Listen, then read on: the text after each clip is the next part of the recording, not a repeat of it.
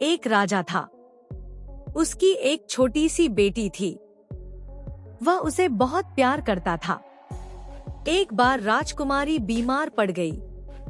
कई डॉक्टर बुलाए गए लेकिन कोई भी उसका इलाज नहीं कर सका क्योंकि उसकी बीमारी का ही पता नहीं चल पा रहा था। एक दिन राजा उदास होकर राजकुमारी से बोला, समझ में नहीं आ रहा कि मैं क्या करूं। तुम्हारे इलाज के लिए कुछ भी करने को तैयार हूं। यह सुनकर राजकुमारी झट से बोली, फिर मेरे लिए चांद मंगवा दीजिए। मैं उससे खेलूंगी तो मेरी तबीयत ठीक हो जाएगी। राजा ने खुश होकर कहा, ठीक है, मैं तुम्हारे लिए चांद मंगवाने का प्रबंध करता हूँ। राजा के दरबार में बहुत से योग्य व्यक्ति थे। सबसे पहले उसने अपने प्रधानमंत्री को बुलाया और धीरे से कहा, रानी बेटी को खेलने के लिए चांद चाहिए।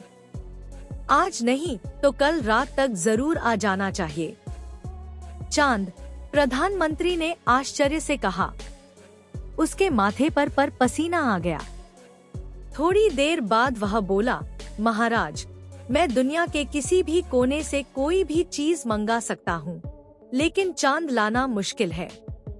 राजा ने प्रधानमंत्री को तुरंत दरबार से जाने का आदेश दिया और कहा, प्रधान सेनापति को मेरे पास भेजो।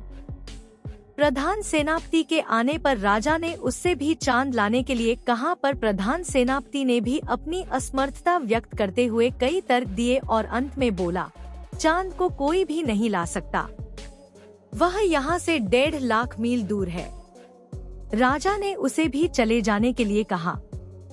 उसके बाद उसने अपने खजांची को बुलाया। वह भी राजकुमारी की मदद करने में असमर्थ रहा। जाओ, यहाँ से जाओ, राजा चीखा, और दरबारी जोकर को भेजो। जोकर ने आते ही झुककर सलाम किया और पूछा, सरकार, आपने मुझे बुलाया? हाँ, राजा रो पड़ा, जब तक रानी बेटी को चांद नहीं मिलेगा तब तक उसकी तबीयत ठीक नहीं होगी।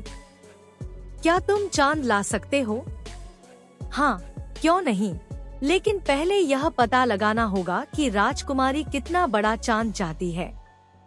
कोई बात नहीं, मैं खुद उससे जाकर पूछ लेता हूँ, जोकर बोला और सीधे राजकुमारी के कमरे में जा पहुँचा। राजकुमारी ने जोकर को देखकर पूछा, क्या तुम चांद ले आए? अभी नहीं, लेकिन जल्द ही ला दूंगा। पर यह तो बताओ कि चांद कितना बड़ा है। राजकुमारी ने कहा, मेरे अंगूठे के नाखून के बराबर, क्योंकि जब मैं आँख के सामने अंगूठे का नाखून कर देती हूँ तो वह दिखाई नहीं देता। अच्छा, यह और बता दो कि चांद किसी चीज का बना है और कितनी ऊंचाई पर है।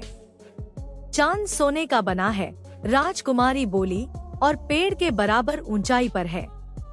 ठीक है, आज रात को मैं पेड़ पर चढ़कर चांद उतार लाऊंगा, जोकर ने कहा और खुश होकर राजा के पास लौट आया।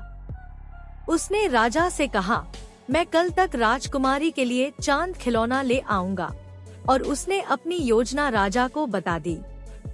राजा योजना सुनकर बहुत खुश हुआ। अगले दिन दरबारी जोकर सुनार से एक सोने का चांद बनवा कर ले आया।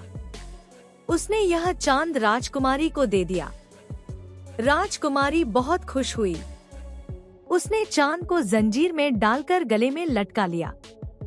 उसकी तबीयत ठीक हो गई। लेकिन राजा को यह चिंता खाए जा रही थी कि जब राजकुमारी खिड़की से आसमान में चांद देखेगी तो क्या कहेगी। वह सोचेगी कि उसके पिता ने उससे झूठा वादा किया था। रात को जब चांद निकला तो राजकुमारी उसे देखने लगी।